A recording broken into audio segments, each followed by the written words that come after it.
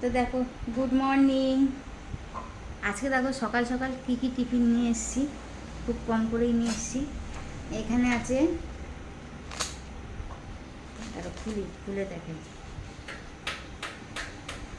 এখানে আছে সেই কাল তোমাদেরকে তো দেখানো নিয়ে যায়, এটা সেই মিষ্টি দই 500, এটা খাবো টিফিনে আমি এখন। আর এখানে আছে লুচি 2 3 4 5 6 7 8, নিয়ে নিলাম 8টা লুচি।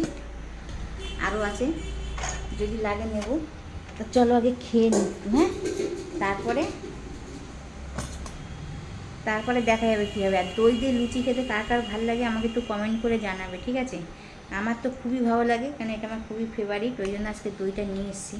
কালকেই খেতে ইচ্ছা করছিলো দই দিয়ে লুচি, তা দইটা শুধু খেয়ে বলেছি, লুচি ছিল না, তা আজকে খাচ্ছি, ঠিক আছে?